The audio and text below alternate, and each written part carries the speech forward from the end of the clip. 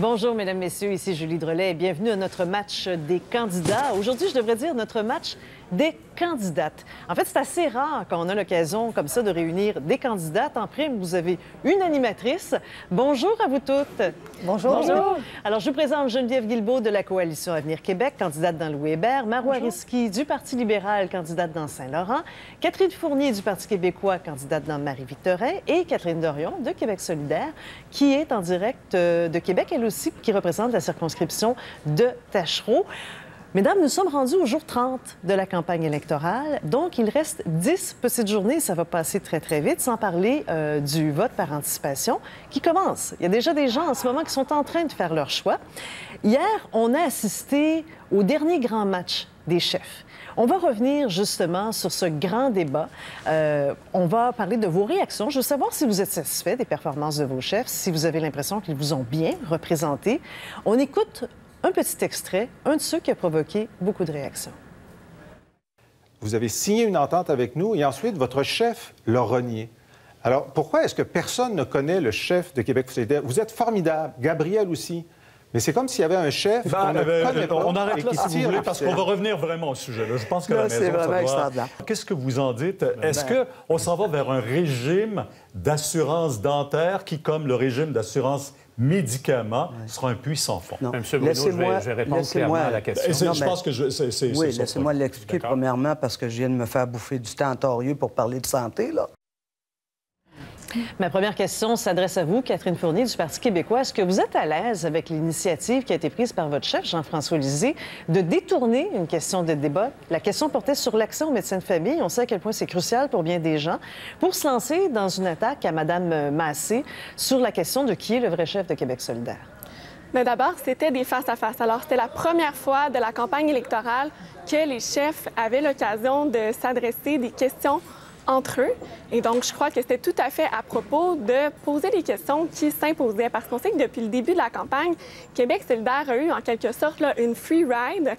Il n'y a pas eu des questions qui sont parfois difficiles. Puis je pense que M. Lisée, au contraire, a posé des questions sur la crédibilité de l'ensemble des chefs ou porte-parole hier soir et que donc cette question-là s'imposait. Puis moi, je suis très satisfaite du débat. On sait que la barre était haute parce que M. Lisée a gagné les 2 premiers débats. On a vu hier soir aussi sur Internet, bon, les internautes le déclarent à nouveau gagnant. Vous voyez ça sur Internet, vous? Oui, tout à fait. Oui, j'ai vu bien d'autres choses sur Internet. Il y a eu des sondages en ligne.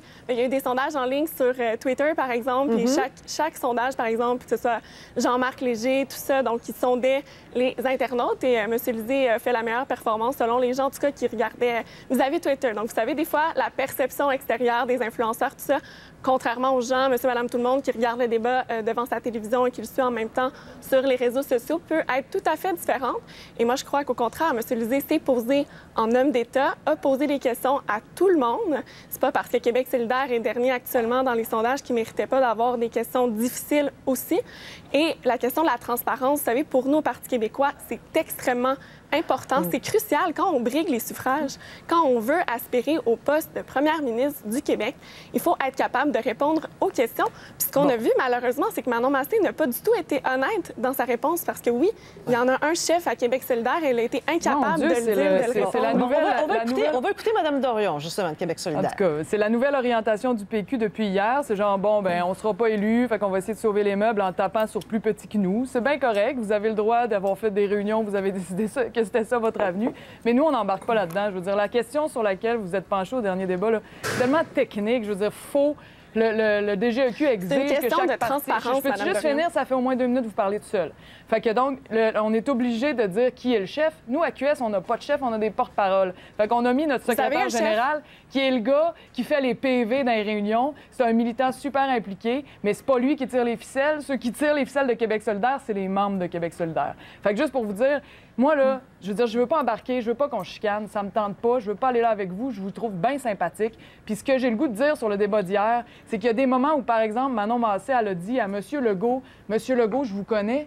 Puis je le sais que vous n'en avez pas contre les immigrants. Alors pourquoi vous avez misé là-dessus? Ça, c'est une façon de parler qui est toute l'expérience de Manon, d'intervenante, de fille qui dit « Moi, je ne vais pas créer des tensions dans la société pour gagner des votes. Moi, ce que je veux, c'est que le monde s'entende, qu'on soit capable de trouver un consensus puis de se comprendre. » Puis ça, c'est toute l'expérience d'une fille qui a travaillé en intervention depuis qu'elle est toute jeune puis qui arrive enfin à se montrer dans un débat des chefs. On a besoin de ça au Québec, là. On a vraiment besoin de quelqu'un qui fait baisser les tensions puis qui est capable d'écouter. C'est ce que Manon a prouvé hier. Moi, j'adore cette femme. Puis je suis vraiment contente de ne pas être dans la position de Catherine Fournier aujourd'hui et d'être obligée de défendre ce que mon chef a fait hier, que je ne serais pas capable d'approuver. On va poursuivre avec les bilans respectifs pour entendre les autres candidates aussi sur la performance de leur propre chef. Autre moment qui a marqué aussi ce débat, vous avez fait référence, Mme Dorion, à M. Legault. On va écouter un petit extrait de M. Legault.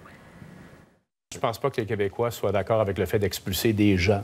On ne parle pas d'expulser. Ben, je viens de vous citer, M. Legault. Ben non, on ne parle pas d'expulser des citoyens. Vous le savez, à part ça. C'est ça qui est le pire. M. Legault, vous l'avez dit. On n'expulse pas des citoyens. Des gens. Le seul qu'on va expulser. C'est juste des gens. Non, c'est pas des citoyens. Non, c'est juste des gens. Qu'est-ce que vous faites avec un travailleur temporaire qui a son permis est échu? Qu'est-ce que vous faites avec un touriste qui veut rester ici? Donc, ce que je vous dis, M. Couillard, là, le seul qu'on veut expulser, c'est le Parti libéral. Vous l'avez déjà dit. Alors, c'était un autre moment marquant de ce débat. Il faut savoir que dans ce contexte de ce thème qui avait été abordé, le chef François Legault a fait un mea culpa. Ma question s'adresse à vous, Mme Guilbeault, candidate de la CAQ. Il a reconnu qu'il n'était pas parfait sur le sujet de l'immigration, mais trouvez-vous qu'il a répondu clairement à la question sur l'expulsion de ceux qui ne passeront pas les tests de français et de valeurs proposés par la CAQ? Bien, d'abord, M. Legault a fait une performance extraordinaire hier soir. Moi, je dois dire que ce matin, ce midi, je suis excessivement fière de mon chef François Legault. C'est le seul qui s'est adressé de manière claire, énergique, crédible, sincère, directe aux Québécois hier soir. Il a parlé avec son cœur, il a parlé avec ses tripes. Vous venez de faire référence au fait qu'il a fait acte d'humilité parce que non, il n'est pas parfait. Qu'il l'est d'ailleurs, entre nous cinq, je pense qu'on n'est pas parfaite non plus. Alors oui, il l'a reconnu et il s'est vraiment adressé aux Québécois à leurs vraies préoccupations parce que les Québécois, ce qu'ils veulent, c'est quoi? C'est un chef d'État qui est conscient de leurs problèmes, qui propose des solutions, qui parle des sujets qui les intéressent et qui se comporte en homme qui est prêt à gouverner. Ça, M. Legault en a fait la preuve. Il a aussi été le seul qui a fait mention à plus d'une reprise de la solidité et de la compétence de son équipe. On se souviendra à la fin, là, il a nommé quelques-uns de nos collègues à titre d'exemple de gens qui sont manifestement très compétents et tout à fait aptes à gouverner dans un futur gouvernement de la CAQ. Oui. Et c'est le seul qui l'a fait aussi. Donc, mais vous n'avez pas répondu à ma question. Avez-vous l'impression qu'il a répondu plus clairement à la question d'une éventuelle expulsion si quelqu'un rate les fameux tests que votre parti veut imposer? Parce qu'il a dit à plusieurs reprises, et il l'a dit en sortant du débat aussi, il n'y en aura pas d'expulsion, il n'y en aura pas d'expulsion. Alors, il y aura quoi si les gens ne passent pas les tests? Un gouvernement de la CAQ sera celui de l'intégration des immigrants. C'est ça qu'il a dit à plusieurs reprises hier soir. Et j'ai envie de reprendre ce message-là parce que c'est exactement ça. Qu'est-ce qu'on a en ce moment? On a une situation où l'immigration est un échec après 15 ans de gouvernement libéral. Est un échec d'abord sur la régionalisation, la rétention de nos immigrants, le fait de pouvoir les intégrer harmonieusement sur le marché de l'emploi alors qu'il y a pourtant des milliers d'emplois disponibles partout au Québec, dans toutes les régions. Les employeurs s'arrachent les cheveux sur la tête. Vous ne répondez jamais aux questions. C'est tellement dommage. Parce que c'est la réalité. C'est la vérité, c'est peut-être votre réalité. La pénurie de main-d'œuvre, c'est le résultat. Très bien. On va prendre le temps, Mme Guilbeault. On va écouter effectivement Mme Risky, qu'on n'a pas encore entendue. Je vais vous entendre. On veut entendre votre réaction sur ce que vient de dire ici Mme Guilbeault.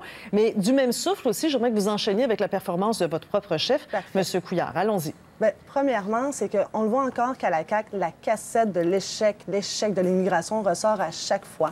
Ils sont incapables, que ce soit le PQ, le QS ou le Parti libéral du Québec qui pose des questions en matière d'immigration. On voit qu'ils tombent sur l'agressivité et immédiatement, ils tentent d'éviter la question la plus simple à répondre. Oui, non, est-ce que vous allez continuer à expulser? Dernièrement, il y avait aussi un article dans la presse qui faisait mention que les candidats de la CAQ n'étaient pas au courant que non seulement ils voulaient expulser des gens, mais aussi ils voulaient réduire les seuils d'immigration dans la classe économique, que nous avons besoin en matière de pénurie d'immigration, mais aussi on a besoin des réfugiés, on en accueille. Là-dessus, M. Legault veut aussi les réduire. Alors oui, le test d'expulsion est encore là. Moi, je suis d'accord qu'un chef fasse son mea culpa, mais il doit le faire de façon honnête. M. Legault manque d'honnêteté lorsqu'il s'adresse aux citoyens. Et quand il dit, et Mme Fournier l'a souligné 2 fois plutôt qu'une sur son compte Twitter, il dit clairement, je ne compte pas expulser des citoyens, c'est pas encore des citoyens. En fait, c'est juste des gens. M.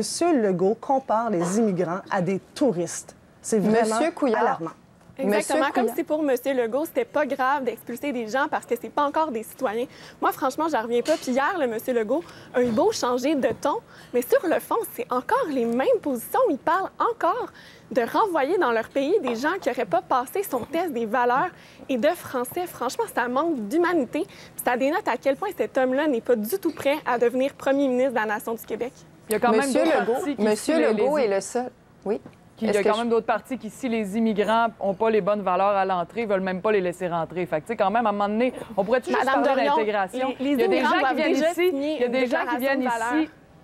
Sur des droits fondamentaux comme l'égalité entre les hommes et les femmes. Oui. Nous, on veut même l'abolir. On va laisser finir l'idée de Mme Dorion. Mme Dorion, on va prendre le film. Il y a des citoyens québécois qui sont même pas sûrs qu'ils sont pour ces valeurs-là. On travaille avec la population qu'on a. Vous, Mme Dorion, vous voulez abolir la déclaration de valeurs que les immigrants doivent déjà signer sous un gouvernement de Québec solidaire, ce serait aboli? C'est ça que vous êtes en train de dire? Pas en tout. C'est pas du tout ça que j'ai dit. Vous dites que c'est problématique. Vous dites que c'est problématique. Vous êtes... Non, moi, je veux pas me chicaner avec toi, je suis désolée. On a les deux partis qui se liguent contre le changement, là, ici à gauche. Son histoire, Monsieur Legault est le seul qui propose enfin un plan clair pour intégrer les immigrants, parce qu'après 15 ans de libéraux, c'est un échec. La pénurie de main-d'œuvre en est un symptôme chronique et évident. Vivre dans le déni. Et on a vu M. Couillard hier, s'il y a une chose qu'on peut retenir, c'est à quel point il était dépassé, à quel point il était incapable de défendre son bilan, que ce soit en immigration, mais là, je vais venir à la santé, l'éducation, parce que quelle est la source d'exaspération numéro 1 des Québécois?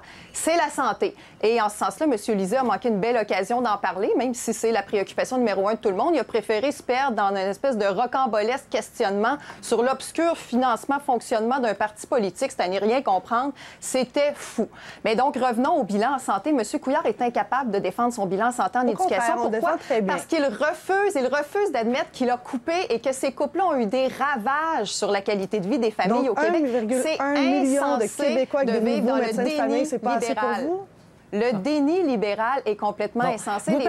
Vous parlez de M. Couillard. On va y aller justement parce qu'on n'a toujours pas entendu le bilan de Mme Marois sur M. Couillard. M. Couillard, bien, il y a le sujet qu'il pourchasse depuis hier matin, la fameuse épicerie à 75 $ qui a encore rebondi dans le débat. Il a encore été questionné aujourd'hui là-dessus, plusieurs fois encore aujourd'hui. C'est un sujet qui colle manifestement.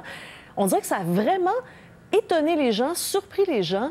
Et il a encore besoin d'expliquer à nouveau. Voici comment ça s'est passé, d'où ça vient, cette histoire-là, pour ceux qui l'auraient manqué. Hier, ça venait d'une émission de radio privée, hier. Et voici un effort, justement, de M. Couillard pour essayer d'expliquer son message. Alex Dragon, François Lambert, qui a déjà dit qu'on pouvait nourrir un adulte et 2 ados pour moins de 75 $ par semaine, vous vous en souvenez. Selon vous, est-ce que c'est réaliste? Je penserais que oui. À 75 $? Oui, mais par contre, les menus ne seront pas très variés, là. Puis on va être pas mal sur le végétal, j'ai l'impression, là. J'ai corrigé après immédiatement en disant, avec des choix limités. On ne change pas beaucoup de menus, et puis on ne va pas dans les aliments coûteux. Madame Risky, est-ce que c'est une erreur depuis le début de M. Couillard d'avoir répondu à brûle-pourpoint, à chaud, comme ça, à l'émission de radio, qu'effectivement, on pouvait faire une épicerie à 75 $ pour 2 ados et un parent? Là, on comprend le contexte ici. Parce qu'on voit tout l'effort pour se rattraper qu'il poursuit encore aujourd'hui. Des gens qui trouvent qu'il est déconnecté de la réalité. Est-ce qu'il a fait une erreur hier matin? Bien, moi, je vais vous dire que j'ai grandi dans l'est de Montréal, plus précisément dans Hochelaga, avec une famille de 4 enfants. Et malheureusement, ça pouvait arriver qu'effectivement, on n'avait pas le choix de faire une épicerie avec 75 $. C'est très malheureux. Et c'est pour ça qu'on doit vraiment faire notre plan, la lutte contre la pauvreté, pour sortir toutes ces personnes qui sont réellement dans ces situations-là. On ne peut pas non plus nier que malheureusement, au Québec, bien qu'on est dans une société que notre économie se porte beaucoup mieux, on a des gens qui, malheureusement, doivent faire des épiceries à 75 $. Mais regardez, avec nos nouvelles plateformes, où est-ce qu'on est capable de remettre de l'argent, par exemple, de 300 $ pour chaque enfant, 300 $ non imposables, ça va aider des familles, justement, à se sortir de la pauvreté. Mais vous avez fait référence, quand j'étais jeune, j'ai vu ça, parce qu'on est en 2018, l'épicerie, c'est pas le même prix aujourd'hui qu'il y a, par exemple, 20 ans. Là. Il reste 75 $ pour une famille, là. Vous pensez qu'il y a des gens qui font ça actuellement? En fait, c'est qu'on a du mal à comprendre le message de M. Couillard là-dedans. Est-ce qu'il dit « oui, c'est possible » ou il dit « faut pas que ça soit possible ». Il dit qu'il ne faut pas que ça soit possible. Et il dit aussi que malheureusement, il ne faut pas non plus nier que moi-même, dans l'arrêté, j'en ai rencontré des gens qui malheureusement doivent aller dans les banques alimentaires, qui, oui, doivent faire malheureusement une épicerie à 75 $. Maintenant, il faut faire tous les efforts pour les sortir de la pauvreté. Et c'est pour ça qu'on a un plan contre la lutte contre la pauvreté. Moi, j'aimerais juste savoir, parce que dans le débat hier, on a beaucoup entendu des gens... on a accusé Couillard. Vous avez coupé chez les plus vulnérables de notre société. Comment ça se fait? Vous avez beau dire que vous voulez réinvestir, mais vous avez coupé. Puis lui, son argument, c'était toujours, bien, la dette... On entend oui, je comprends. Madame Dorion, excusez-moi, on a perdu votre son. On va juste rétablir ça tout de suite. OK, là, on vous entend. Alors, vous étiez en train de dire, il répondait en argumentant qu'il y avait une dette à combattre. Là, exactement. Et on a perdu votre idée là. Donc, jusque-là, ça se tient. Mais pourquoi avoir décidé de couper chez les plus vulnérables? Pourquoi avoir pas été chercher cet argent-là dans les poches de ceux qui se donnent des tas d'argent en boni chaque année, dans des compagnies qui font des milliards de profits, des compagnies multinationales? Je suis très contente que vous l'apportez, Mme Dorion, parce que je suis entièrement d'accord avec vous. C'est pour ça que dites-moi pas que c'est parce qu'ils vont s'en aller si on le fait. Non, non, je dirais certainement pas ça, parce que vous savez que je partage la même opinion que vous, parce que j'ai collaboré aussi avec Québec solidaire, notamment dans un dossier très important, la lutte contre les paradis fiscaux, la taxation des géants du web, mais aussi l'imposition des entreprises étrangères qui font des profits faramineux au Québec. Oui, c'est pour ça que tout le monde se demande pourquoi vous êtes le Parti libéral. C'est pour ça que je suis là avec le Parti libéral, c'est pour apporter de bonnes idées. On va aller chercher cet argent qu'on a besoin pour réinvestir dans nos services publics. Madame Risky, ça faisait longtemps que le gouvernement, que votre gouvernement libéral savait qu'il y aurait des surplus importants et il a préféré garder ces surplus en coffre pour pouvoir utiliser des bonbons électoraux. Ça, c'est la réalité. Puis ça a eu un impact sur les plus vulnérables de notre société. Parti libéral qui a une boule de cristal pour prévenir l'avenir. Il y a eu des rapports là-dessus, Mme Risky. C'est prouvé. M. Carlos Letao, qui, lui, effectivement... Qui a préféré garder l'argent pour faire des cadeaux électoraux. Déficit péquiste et que malheureusement, on a dû ça marche pas, cette Oui, madame, il y avait le vérificateur général, M. Sanson, qui a écrit un rapport là-dessus. La vérification des faits. La vérification des faits, il y a quand même un rapport du vérificateur général. On voit que vos opinions sont complètement... Mesdames, on voit que votre opinion est très différente, justement, sur cette réalité-là. Là, vous racontez la même histoire, mais avec des variantes. C'était le cas aussi hier. Mais je veux qu'on revienne sur le 75 $. Et je vais vous dire pourquoi je veux qu'on y revienne. C'est pour sortir de l'anecdote, mais c'est pour vous amener sur le thème de la pauvreté. Parce que ça fait partie des thèmes que bien des gens disent pourquoi ils n'en parlent pas pendant cette campagne électorale ou pourquoi ils en parlent toujours de façon détournée. C'est une petite phrase dans une promesse qui portait sur autre chose. Madame Guilbeault de la CAQ, je veux vous entendre là-dessus. Vous avez bien raison, mais je pense que c'est important quand même de bien mettre en relief là, ce que M. Couillard a fait, c'est-à-dire qu'il va avec le fait que c'est tout à fait normal de faire l'épicerie pour une famille en 2018 avec 75 $. Des réactions massives, nombreuses depuis hier. Non, je sais, mais je vais amener le sujet en disant que si quelqu'un a besoin d'une autre preuve à quel point Philippe Couillard est déconnecté de la vie du vrai monde, là, je pense qu'on l'a eu depuis hier. Et ce matin, il en rajoutait, rappelez-vous, ce matin, pas plus tard que ce matin, il disait « Non, tous ceux qui disent pas comme moi, là, c'est pas moi le problème, c'est vous. Vous avez pas compris qu'il s'agit de consulter tous les circulaires et qu'il s'agit de faire les bonnes recettes pour arriver à 75 $. Arrêtez de mentir à la population, soyez honnête. Pendant que Mme Guilbeault veut juste mais sur la pauvreté, Mme Risky, vous avez eu votre droit, je vais répondre. Sur la pauvreté, effectivement, d'abord, pourquoi plusieurs familles sont pauvres? À cause de l'augmentation inexorable du fardeau fiscal des familles du Québec. Qu'est-ce que la CAQ a leur offrir, Mme Guilbeault? En 15 ans. Et la meilleure façon de lutter contre la pauvreté, vous savez, c'est quoi? C'est de briser le cycle de la pauvreté. Et comment faire pour faire ça? Il faut agir tôt. 0-5 ans, on était le seul parti à offrir un plan prématernel 4 ans, ressources pour dépister les retards de développement, les troubles d'apprentissage, accompagner les enfants. Actuellement, c'est le fouillis. Quand on a un enfant qui a un retard de développement, un trouble d'apprentissage, il faut faire là, ce qu'on appelle le bâton du pèlerin, essayer de trouver quelqu'un d'abord pour le diagnostiquer, ensuite pour le suivi, le traitement, etc. Il n'y a jamais de place au public, il faut aller au privé. Si on n'a pas les moyens, on est pris. Ça hypothèque le cheminement scolaire de l'enfant. On sait que c'est le sujet chouchou. On sait que c'est le sujet chouchou de votre chef et de votre parti dans cette campagne. M. Legault a même dit qu'il était prêt à démissionner pour justement mettre en lumière, défendre son sujet des maternelles 4 ans et tout ce qui va avec, l'agir tôt. Mais si je reviens à ma famille avec 75 $ par semaine, qu'est-ce que vous faites pour cette famille-là qui a besoin de plus d'argent pour faire son épicerie, même si elle a sa maternelle 4 ans, même si elle a tout ce que vous lui offrez, qu'est-ce qu'elle a de plus pour faire son épicerie? créer des emplois plus payants. Vous savez, c'est un autre pilier important de notre plateforme, créer des emplois plus payants. De quelle façon? Bien là, il y a un ensemble de façons de faire. Bien sûr, on a parlé de changer le rôle d'Investissement Québec pour le rendre plus performant et plus au-devant des besoins des entrepreneurs, notamment dans les secteurs qui sont en développement, les technologies de l'information, le manufacturier, l'intelligence artificielle. Il faut qu'on puisse favoriser l'effervescence entrepreneuriale dans des domaines d'avenir qui vont être ceux qui vont faire des emplois plus payants aux gens qui vont... Madame Risky, on va laisser parler Madame Guilbeault. Merci, Mme Drolet. Donc, en ayant ces emplois plus payants, notamment en région un peu partout, parce que le gouvernement libéral se vante beaucoup de la création d'emplois, mais très peu sont créés en région. Donc, en ayant des emplois plus payants un peu partout de façon naturelle, sur la base d'une stimulation, d'une effervescence économique entrepreneuriale, les gens, par corollaire, vont avoir plus d'argent dans leur poche. Les maternelles 4 ans et l'allocation familiale qui va être bonifiée, juste pour terminer, l'allocation bonifiale qui sera significativement bonifiée avec un gouvernement de la CAQ à partir en ce moment. Pour le premier enfant, on a un montant, et pour les autres, on a beaucoup moins, alors que ça ne coûte pas moins cher l'épicerie, bien au contraire. Donc, allocation familiale, plus de 2 400 $ de plus à partir du deuxième enfant avec un gouvernement de la CAQ. On va entendre Mme Fournier du Parti québécois. Qu'est-ce que vous avez à offrir, vous, dans votre parti, pour cette famille qui a du mal à faire son épicerie parce qu'elle n'a qu'un budget de 75 $ par semaine? Tout à fait. Mais d'abord, je pense que la réponse de Mme Guilbeault montre bien le vide abyssal du programme La CAQ en matière de lutte à la pauvreté. Nous, la lutte à la pauvreté, ça nous préoccupe et on en parle. D'abord, au niveau du salaire, des bas salariés, en fait, on sait qu'il y a de plus en plus de familles qui doivent avoir recours à des banques alimentaires parce que bien qu'elles travaillent, par exemple, avec le salaire minimum, elles sont incapables de boucler les fins de mois. C'est pour ça que nous, on appuie la hausse du salaire minimum à 15 $ de l'heure d'ici 2022 pour faire une vraie différence dans le portefeuille des familles. Vous savez, les maternelles 4 ans, ça existe déjà dans les milieux défavorisés et c'est une création du Parti québécois, tout comme le sont la création du réseau des CPE, auquel on veut donner accès gratuitement pour l'ensemble des familles à bas revenus, donc qui gagnent moins de 34 000 $. On veut aussi réduire les tarifs pour toutes celles qui sont bénéficiaires du crédit d'impôt solidarité. Ça va faire une différence très, très nette dans la vie des familles. Puis pour ce qui est du panier d'épicerie en tant que tel, nous, au Parti québécois, on veut faire la lutte au cartel.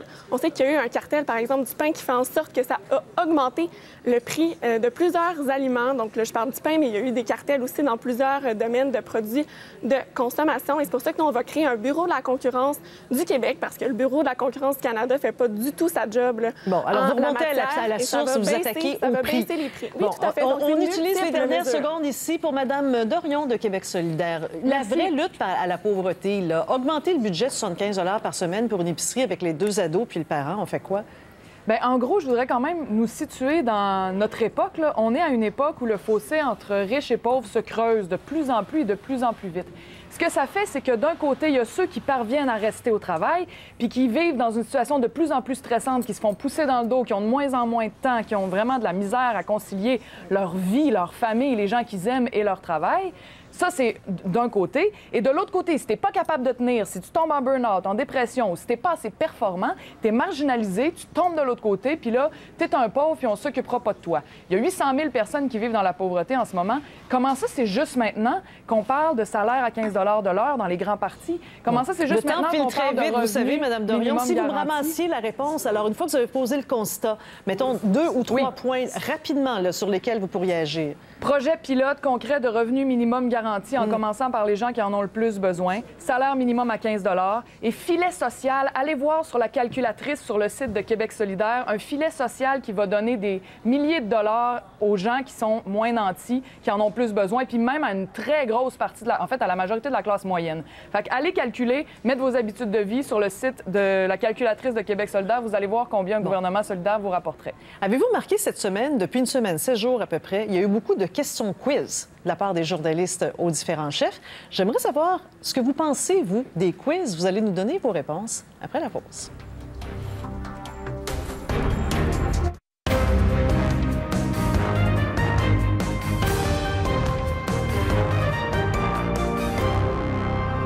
Les chefs des 4 partis politiques, Louis-José Houd, Paul Arcan, Pénélope McQuaid.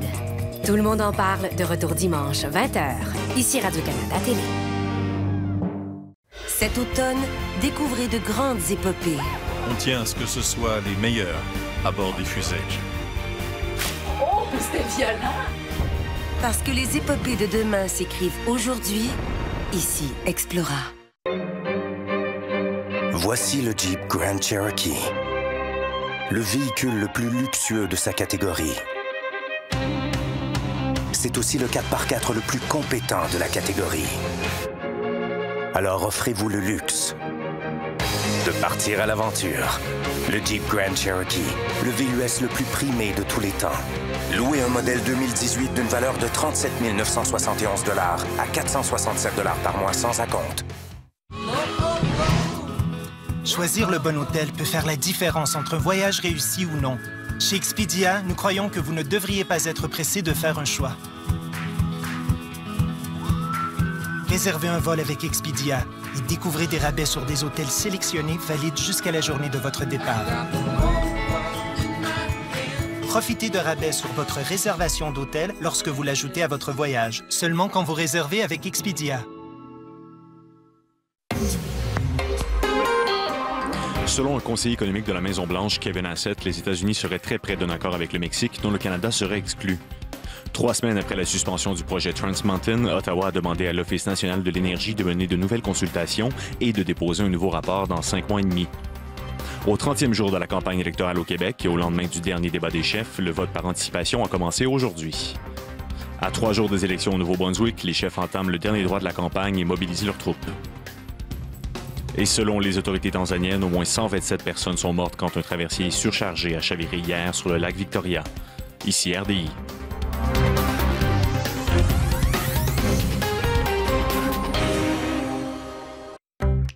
Vous pensez avoir trouvé l'hôtel idéal? Mais avant de réserver, allez sur Trivago pour voir si vous pouvez le trouver ailleurs, à un meilleur prix. Un hôtel? Trivago.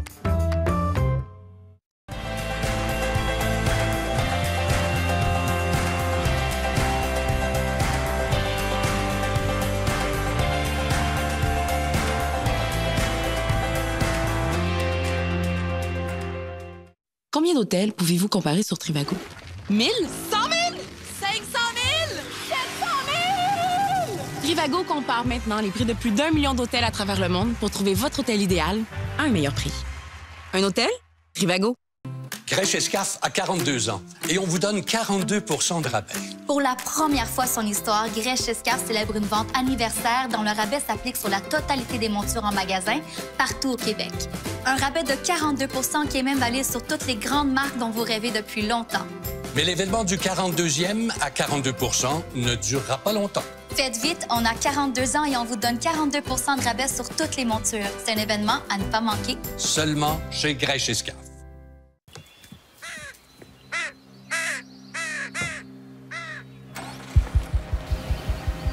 L'écran de visualisation du périmètre intelligent et le système d'alerte de trafic transversal. Voici quelques innovations pour affronter chaque journée. Pendant la grande liquidation de Nissan, obtenez un taux à partir de 0% sur certains modèles ou obtenez jusqu'à 6 000 $ de rabais au financement à taux standard sur d'autres modèles sélectionnés.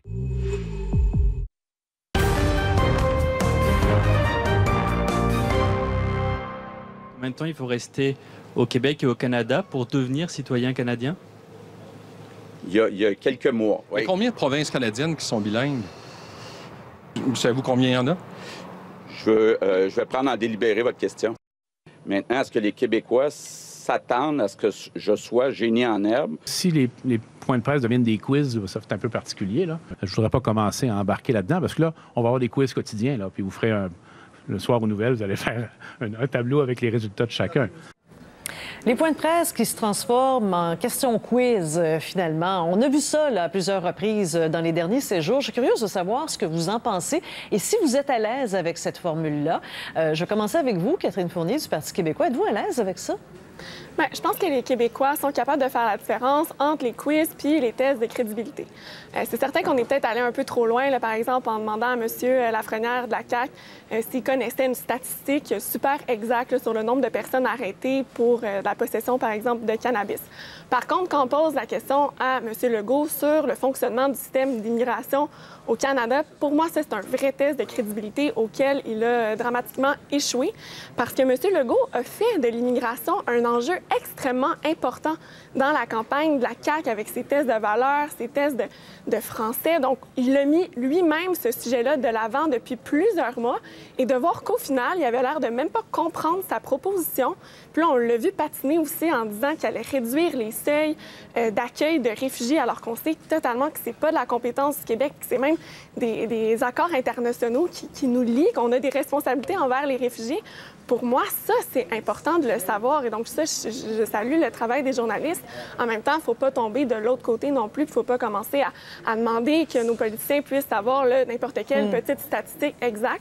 Mais je pense que les Québécois sont capables de faire la part des choses. Bon, réaction de Mme Guilbeault de la CAQ. Je pense que si quelqu'un a justement tombé dans un piège ou en tout cas manqué son test de crédibilité hier soir, c'est bien M. Lisée. On a vu la façon dont il a traité M. Bruno dans, encore une fois, sa rocambolesque façon d'aborder le débat hier soir.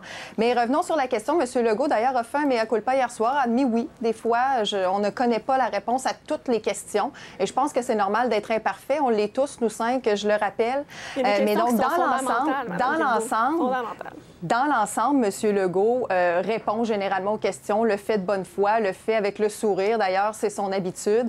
Et sur la question générale des questions quiz, je pense que oui, les journalistes ont un travail à faire et c'est correct qu'ils le font. C'est à nous à se préparer adéquatement. Maintenant, c'est sûr que chacun des chefs arrive au jour le jour avec les annonces qu'il veut faire, les sujets qu'il veut mettre à l'ordre du jour, qui sont pour lui un centre d'intérêt et qui sont pour lui des centres d'intérêt pour la population. On essaie toujours, évidemment, à travers la vitrine incontournable que sont les médias, de pouvoir faire passer nos idées, nos propositions constructives pour les Québécois. Mais il y a un jeu normal, il y a une joute médiatique, politique tout à fait normale entre les médias et les politiciens. Mais il faut dire que les périodes de questions sont très longues. Hein? Les périodes de questions à la suite des points de presse, on va le reconnaître, même comme journaliste, elles sont très longues. Elles vont vraiment rayonner très large sur une variété de sujets. Madame Risky, est-ce que les chefs doivent tout savoir? Vous êtes bon joueur, Madame Guilbeault. Est-ce que les chefs doivent tout savoir, Madame Risky? Peut-être pas tout savoir, mais écoutez, on vit dans une excellente démocratie où est-ce que notre presse est forte et c'est leur rôle de poser les vraies questions. Lorsque dans votre plateforme, vous avez une promesse forte qui porte sur l'immigration, eh bien, effectivement, la presse est en droit de poser des questions auxquelles les citoyens s'attendent à avoir des réponses. Mais au-delà de les questions, c'est aussi de voir le caractère des gens qui veulent accéder à la plus haute fonction, c'est-à-dire devenir premier ministre. Lorsqu'on voit que M. Legault s'impatiente, M. Legault commence à être fâché auprès des journalistes, ou même ses candidats comme Mme Roy qui deviennent de plus en plus agressives en débat, ça nous démontre aussi une question de caractère. Et je vous le dis, il n'y a jamais de mauvaises questions, il n'y a que de mauvaises réponses. Oui, mais même votre chef avait l'air de trouver que là, les questions quiz, ça fera. Là. Non, il n'a pas dit ça. Il a dit, écoutez, il ne faut pas que ça devienne que cela, mais nous sommes chanceux. Notre presse est forte et notre presse est capable d'avoir une variété de façons de poser des questions. Et j'en profite pour ouvrir une petite parenthèse. Ce lundi, il y aura le grand débat sur les paradis fiscaux qui va être fait par Le Devoir, ainsi qu'avec les chèques aux collectifs aux paradis fiscaux. Et moi, je vous dis, une des raisons pourquoi je suis aussi active dans la lutte contre les paradis fiscaux, c'est que notre presse a besoin qu'on les soutienne pour avoir et continuer à avoir une presse forte au Québec qui pose des vraies questions. Mais là, vous venez de dévier quand même un petit peu le débat. Oui, mais c'est pour une bonne cause. Surtout que le Parti libéral n'a pas agi en la matière dans les 15 dernières années, là, Mme. Écoutez, c'est récemment que je suis là. Bon, alors, mais moi, j'aimerais qu'on reste sur le sujet et je n'ai pas encore entendu Mme Dorion sur ce sujet-là. Qu'est-ce que ça révèle, Mme Dorion, quand un chef passe à côté de la réponse ou a une méconnaissance d'un dossier, par exemple? Est-ce que c'est un indicateur de son niveau de préparation pour devenir premier ou première ministre?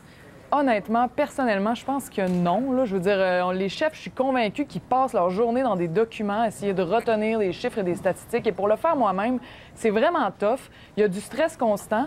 Puis moi, je veux dire, je veux pas... C'est pas que j'apprécie particulièrement M. Legault, mais je veux dire, là, à un moment donné, je trouve qu'on a comme une question de société à se poser. Si le but, c'est de coincer les politiciens tout le temps, puis qu'après, les partis, dans leur espèce d'attitude de lutte assez agressive, là, fassent « Regardez, il s'est trompé, il est poche, il est pas bon », puis que là, c'est ça l'ambiance. Est-ce qu'on peut vraiment avoir une discussion de société saine sur les réelles valeurs, sur la réelle vision de société que les partis veulent amener? Moi, je pense que non, puis je pense même que c'est un effet plus désolant encore, c'est que les gens qui voient ça, tu sais, l'Assemblée nationale est supposée être une place pour le peuple, pour que les gens arrivent là puis écrivent leur histoire. Mais là, qui va avoir envie d'aller en politique quand on sait que c'est un tel piège à crocodile. Je veux dire que de s'avancer là, c'est sûr que tu vas te faire salir, tu vas te faire coincer, puis tu vas te faire taper dessus. Mais là-dessus, je pense qu'on est tous d'accord. Le problème, c'est quand il y a une question aussi fondamentale, quand un parti veut faire d'une question la question de l'urne et que le chef, en l'occurrence M. Legault, n'est même pas capable de répondre à des questions de base. Ça, je m'excuse, mais oui, ça touche la crédibilité. Sinon, pour le reste, je suis d'accord. Je pense que le but, ça ne doit pas être de piéger constamment les politiciens. Ça, là-dessus, je vous rejoins. Mais je pense que ce qu'on a vu dans la dernière semaine, c'est beaucoup plus profond que ça. Là. Ça dénote un manque de préparation qui est total. Mme Fournier est peut-être erronée dans ses faits parce que la seule personne qui a voulu nommément faire de l'immigration la question de l'urne, c'est M. Couillard. Et là, on a des preuves abondantes. M. Couillard, cette question-là depuis des mois, juste me laisser finir, s'il vous plaît. M. Couillard a dit mot pour mot que l'immigration sera la question de l'urne. Après, ça a mal tourné. Donc, il a dit, oh non, ça va être l'économie, la question de l'urne. Et là, il a vu que ça marchait pas trop non plus. Donc, hier soir, au débat, il a essayé de faire croire que c'est d'autres personnes qui avaient voulu en faire expressément une question de l'urne, alors que la seule personne qui a essayé de le faire expliquer, c'est lui. Donc, encore le déni libéral, encore le refus de faire face à ses propres actions. C'est irresponsable. Et regardez. Oui, on va écouter Mme Risky ici. Oui, écoutez, moi, le 23 mai dernier, je faisais mon saut en politique.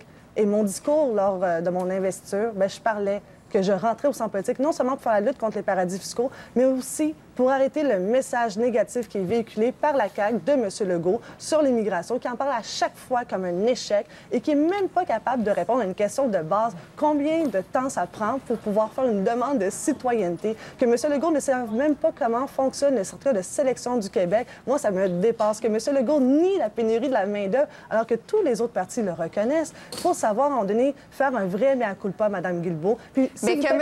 Couillard nie... Que M. Couillard nie sa responsabilité dans une situation quand ça fait 15 ans que les libéraux sont là. Tu peux pas être là 15 ans et te déresponsabiliser de la situation après 15 ans en disant « Je fais pas partie du problème, mais je vais faire partie de la solution ». Quelle crédibilité a M. Couillard aujourd'hui en parlant d'intégration des immigrants, en parlant de dépistage des troubles d'apprentissage, en parlant des aînés, en parlant des enfants, en parlant de la santé? Il n'en a aucune crédibilité. Il fait partie du problème. On va arrêter sur ce thème-là. On va arrêter sur ce thème-là parce que je vous rappelle qu'on est parti... qui avait été souligné par Mme Guilbeault, j'allais très rapidement. 10 secondes. À Radio-Canada, Yuri Chassin a dit en ondes qu'il ne croyait pas à l'État et qu'on n'avait pas assez coupé. Alors, quand vous dites faire plus, faire mieux, c'est pas vrai, parce qu'en fait, vous allez couper les impôts, vous n'êtes plus capable de redistribuer la richesse comme nous, on est capable de le faire. Bon, vous avez eu votre droit de réplique, Mme Risky. Vous l'avez fait sur le dos des familles, sur le dos des aînés, sur le dos des enfants. Vous avez eu vos droits de réplique. J'aimerais qu'on reste dans les sujets qui ont été déterminés justement pour notre rencontre de débat aujourd'hui. Alors, on parlait des quiz il y a un instant. Je vous amène sur l'autre événement qui a marqué la semaine. À part les quiz et les débats, bien entendu, ce sont les sondages. Il y en a eu plusieurs. Ils ont été marquants. Il y a des productions de presse qui en font jour après jour. Bref, vous les regardez tous. Vous êtes comme nous. Madame Guilbeault, la question vient à vous. Est-ce que la CAQ est en train de perdre son éventuel gouvernement majoritaire? Quelle est votre lecture des sondages? J'ai l'impression que peut-être pour cette fois-là, on va avoir des réponses un peu similaires. Vous savez, les sondages, tout le monde les regarde, vous avez bien raison, les journalistes, les politiciens, mais on les commente rarement parce qu'on sait tous à quel point les choses changent rapidement, surtout en politique et surtout dans un contexte électoral. Ça fait près d'un an là, qu'on est, disons, en pré-campagne, donc il y a eu quand même plusieurs sondages avant l'élection, il y en a eu plusieurs pendant l'élection. Oui, il y a des mouvements. Maintenant, on pourrait y aller de manière plus sectorielle. Est-ce qu'on regarde les sondages nationaux? Est-ce qu'on regarde les régionaux? Est-ce qu'on regarde, tu sais, de quelle façon on veut les regarder? Il y a déjà plusieurs perspectives possibles, mais dans l'ensemble, moi, je vous dirais, et encore une fois, je pense qu'on va se rejoindre toutes les quatre, on croit toutes fermement à la possibilité pour nous de remporter dans nos circonscriptions et à l'échelle du Québec. On travaille tous fort en vue du 1er octobre pour convaincre les électeurs, pour faire connaître nos idées, nos propositions. Et donc, moi, dans ce sens-là, je vous dirais, les sondages, oui, je les regarde, mais ils ne teintent pas ni mon agenda quotidien, ni ma façon de travailler, ni ma façon de parler aux électeurs, ni la façon comme on équipe aussi de travailler à la grandeur du Québec. Alors, c'est bien sûr intéressant, ça fait des belles conversations, ça permet d'alimenter jusqu'à un certain point l'opinion publique, l'actualité et tout ça. Bon. Et je mentirais si je dirais que ce n'est pas intéressant de les suivre, mais honnêtement, on ne travaille vraiment pas en fonction on va continuer le tour de table sur les sondages, justement, qui ont bougé. On a vu les aiguilles se déplacer, mais on voit aussi les gens qui, pour un deuxième choix, hésitent parfois. Et là, ça va dans toutes les directions. Madame Dorion, il y a des gens qui disent « Ah, peut-être CAQ. Ah, peut-être Québec solidaire. » Comment la même personne peut regarder deux options comme ça? Ah, faut demander à ces personnes-là. Je ne sais pas ce qu'ils perçoivent. C'est toutes des questions de perception. Des fois, des gens vont moins juger d'après une série de mesures, mais vont juger d'après une personnalité, d'après... Tu sais, là, il faut vraiment demander aux gens. Mais nous, à QS, on est un parti mouvement.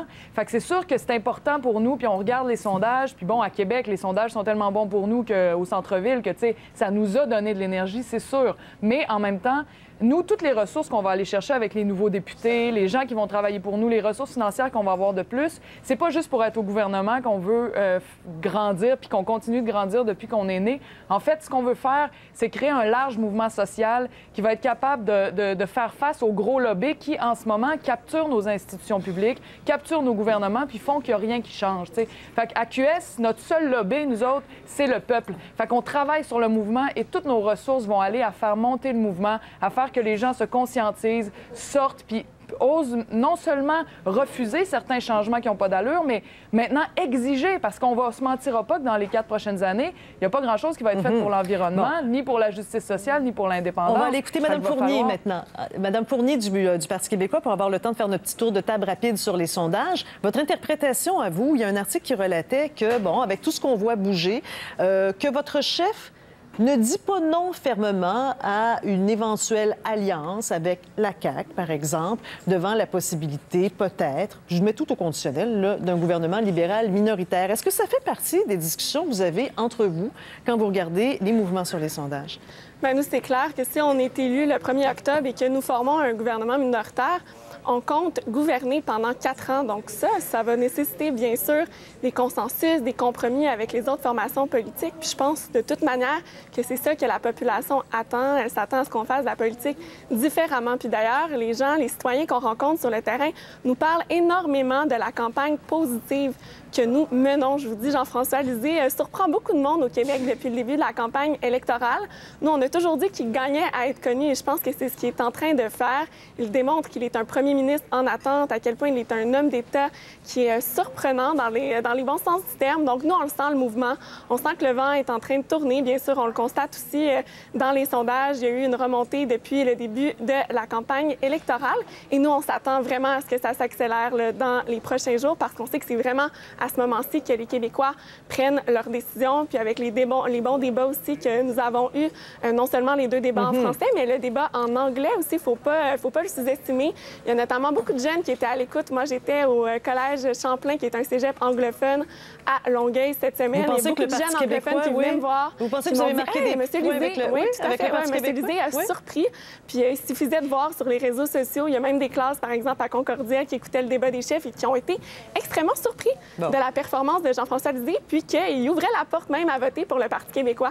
Donc moi, je pense qu'on va avoir beaucoup de surprises le 1er octobre au soir. Et Mme Risky, est-ce que vous avez l'impression que votre parti peut nous surprendre encore? Bien, en parlant de surprise, je constate qu'effectivement, M. Lisée nous a surpris, particulièrement hier avec son attaque en règle contre Mme Massé.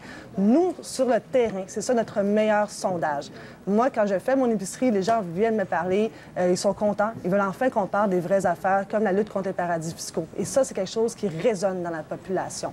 Et oui, effectivement, on voit qu'on est capable de former le prochain gouvernement majoritaire libéral, mais on ne prend rien pour acquis, on va travailler jusqu'à la fin et notre plan résonne.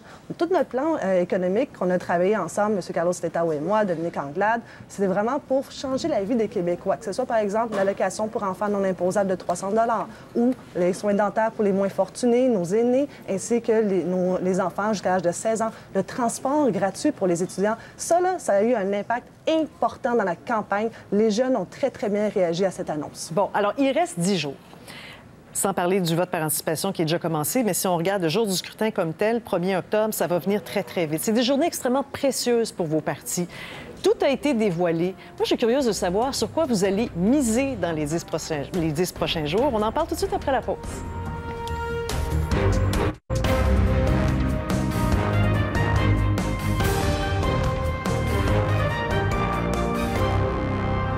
Le Nouveau-Brunswick se prononce.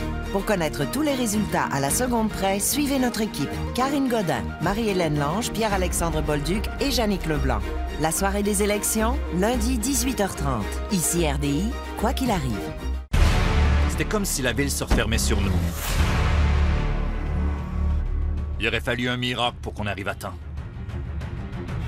Mais pas question d'abandonner. Parce qu'une force bien différente nous guidait.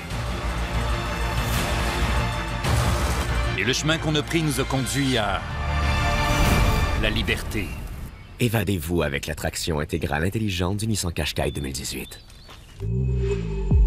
Jambes douloureuses ou pieds et chevilles enflés? Soulagez-vous avec Revitive Medic Circulation Booster. Sans médicaments, les études cliniques ont prouvé que l'électrostimulation musculaire améliore activement la circulation, soulage la douleur aux jambes et réduit l'enflure des chevilles. Revitive Medic convient aussi aux personnes atteintes d'arthrose ou de diabète. Faites-en plus sans douleur avec Revitive Medic. Voir nos offres en magasin ou visiter revitive.ca. Vous êtes constitué de billions de cellules qui aident au maintien de vos organes vitaux. Le hic, comme vous, vos cellules doivent continuer à fonctionner. Aidez-les à se nourrir avec les micronutriments de Centrum pour rester le meilleur de vous-même, jour après jour. Centrum, aidez à nourrir vos cellules. Le latte aux épices d'automne et au caramel McCafé. Le meilleur moyen de savourer l'automne et de s'évader un instant. Dès lundi, dégustez tout café de spécialité McCafé chaud petit format pour seulement 2 $ plus taxes. Dans le feu de l'action, nous oublions parfois de prendre soin de nous-mêmes. Pour une personne atteinte de diabète, cela peut compliquer le contrôle de la glycémie. Voici le lecteur de glycémie One Touch VerioFlex. Il élimine l'incertitude concernant vos résultats grâce à la technologie ColorSure qui vous indique si votre glycémie est élevée, basse ou dans l'objectif. Vous pouvez donc apprécier le moment présent. Composez dès maintenant le 1-844-411-1177 pour obtenir un lecteur One Touch VerioFlex gratuit. Pour trouver l'hôtel idéal, allez sur Trivago. Entrez votre destination, sélectionnez vos dates de séjour et cherchez. C'est simple. Trivago vous montre les différents prix pour le même hôtel et après, c'est à vous de choisir. Un hôtel? Trivago. Voici le Jeep Grand Cherokee. Le véhicule le plus luxueux de sa catégorie. C'est aussi le 4x4 le plus compétent de la catégorie. Alors offrez-vous le luxe de partir à l'aventure. Le Jeep Grand Cherokee, le VUS le plus primé de tous les temps. Louez un modèle 2018 d'une valeur de 37 971 $ à 467 $ par mois sans acompte.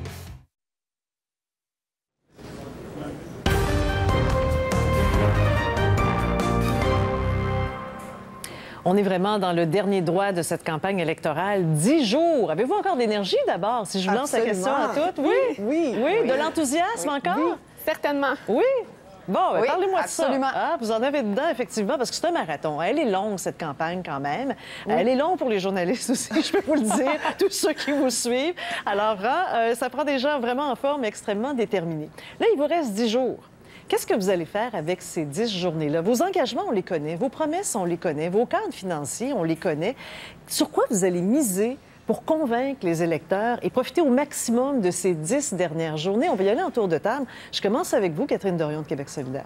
Bon, on l'a peut-être même déjà senti pendant cette émission à RDI. Les tensions vont être plus vives entre les partis. Nous autres, c'est ce qu'on se répète tous les jours. On reste focus, on s'en occupe pas, on continue d'avancer puis d'inspirer parce qu'on veut vraiment que les gens soient inspirés par notre mouvement. Ce qu'on veut proposer, c'est un vrai projet de société. On veut créer 300 000 emplois verts, une grosse transition énergétique, écologique et économique. Ça, c'est un gros projet de société. Puis on sait qu'il y a des gens, des fois, qui vont dire, ben c'est pas réaliste, c'est la chose qui revient le plus souvent. Puis nous, on dit comme Manon Massé hier au débat, notre plus grand ennemi, c'est de penser qu'on ne sera pas capable. C'est de penser que ça se peut pas. Ça, c'est quelque chose qui a été... Tu sais, il y a toute une génération qui a renversé cette idée-là pendant la Révolution tranquille. C'est déjà arrivé au Québec. Ça peut arriver encore. C'est en train d'arriver ailleurs dans le monde. On est capable, puis on n'est pas tout seul. Oui, mais Mme Dorion, vous avez dit les attaques vont s'intensifier. Nous, on va essayer de rester focus. Hein? Je reprends pas mal vos mots ici. Oui, oui, oui. Pourtant, ce qu'on a vu, votre collègue, là, André Fantesia, il s'est lancé dans une attaque à fond de train aujourd'hui contre le Parti libéral en l'accusant d'avoir détourné des fonds du fédéral pour l'intégration des immigrants. C'est pas une attaque, ça? Bien, moi, vous me demandez ce que nous, on allait faire. Fait que nous, moi, mon équipe, nos équipes à Québec... Le compte du 10 jours, il a commencé, ça en fait partie aujourd'hui, là. Bien, moi, je parle de mon équipe à moi à Québec, de tout ce qu'on fait, mais c'est assez répandu dans Québec solidaire. C'est sûr que des fois, il y a des choses qui arrivent qui sont tellement étonnantes que là, on n'a pas le choix d'en parler puis de mettre ça à l'avant puis de le passer par les médias. Mais tu sais, Nous, notre attitude ici, puis c'est ce qu'on fait depuis janvier, depuis que je suis en course à l'investiture jusqu'à aujourd'hui, ça a été de dire non, on rentre pas dans des luttes de se taper sa gueule. On n'est pas là pour ça. On est là parce qu'on veut rassembler des citoyens autour d'un vrai mouvement, là. Sortir du marasme, tu sais, ça se peut. Je veux dire, faut arrêter de penser que c'était réaliste. On va entendre vos collègues. Je vais commencer par Mme Guilbeault, parce que vous êtes à peu près sur le même terrain de jeu que Mme Dorion. Toutes les deux, là, vous êtes des femmes de Québec actuellement. La lutte, elle est extrêmement féroce, mais on sait quand même que la CAQ est en avance, sauf dans Tachereau, peut-être. Mme Dorion, me direz-vous. Alors, Mme Guilbeault, parlez-moi ces dernières journées-là, ce dernier 10 jours. Vous allez le rentabiliser comment avec votre parti? Bien, de manière très productive, c'est bien certain. Moi, j'ai encore beaucoup d'énergie là, pour répondre à la question introductive. Mais vous savez, c'est une élection qui est historique à bien des égards en ce moment. On a la chance en ce moment de tourner la page sur 15 ans de libéraux. Et s'il y a une chose qu'on sent bien à Québec ici, c'est que les gens sont tannés des libéraux. Alors pour nous, qu'est-ce qu'on a à faire? Notre devoir, c'est de tabler sur cette fatigue des libéraux en s'imposant comme la seule option politique crédible. Alors de quelle façon? La CAQ est de loin celle qui a la meilleure équipe, dont le chef a fait la preuve hier soir encore qu'il est le plus apte à gouverner le Québec parmi les autres chefs. La seule équipe aussi qui sera capable enfin de laisser libre cours à toutes les enquêtes qu'on sent qui bloquent à l'UPAC et partout, toute cette aura de corruption dont les gens sont tannés aussi.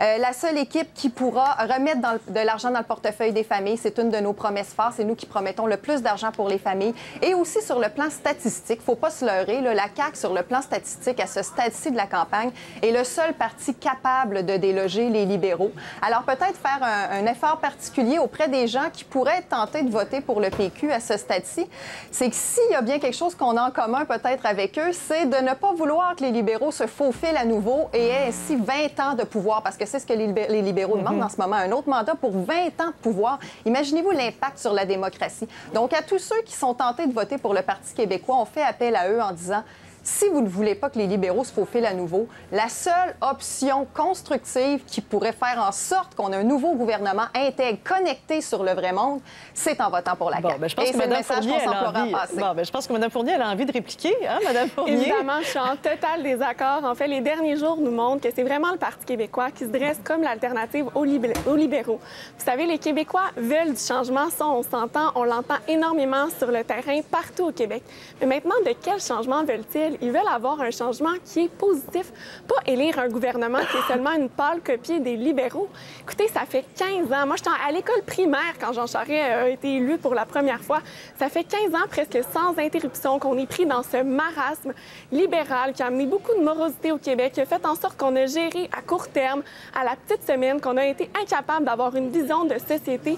Puis nous, on veut que les Québécois puissent enfin retrouver un gouvernement dont ils seront fiers.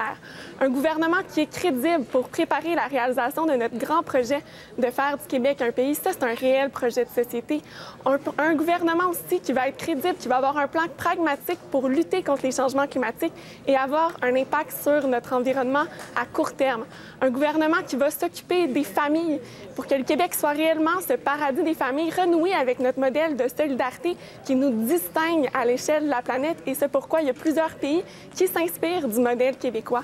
Nous, c'est avec cette fierté qu'on veut renouer le 1er octobre et on sent que c'est ça que les Québécois veulent. Et avec Jean-François Lisée et l'équipe du Parti québécois, qui est une équipe de conviction, qui a du cœur, qui est prêt à travailler pour notre monde, bien, on a bien confiance qu'on va être capable d'avoir l'appui des Québécois pour mettre ce projet en marche dès la semaine prochaine. Alors, toutes les trois, vous avez bien démontré que vous avez encore du ressort et de l'énergie pour passer au travers ces 10 derniers jours. Madame Risky, j'ai l'impression que vous n'allez pas en manquer non plus. Non, mais écoutez, parce que là, votre parti a été interpellé par tout le monde. Vous l'avez entendu, là? Effectivement. Écoutez, j'entends bien la CAQ qui aspire au pouvoir, qui a soif de pouvoir, mais qui n'est pas capable de faire des propositions concrètes pour aller chercher l'électorat. Et évidemment, à chaque fois, se positionne en victime parce qu'ils n'arrivent pas à gagner des élections. Moi, écoutez, depuis mon début de secondaire, M. Legault tente d'accéder.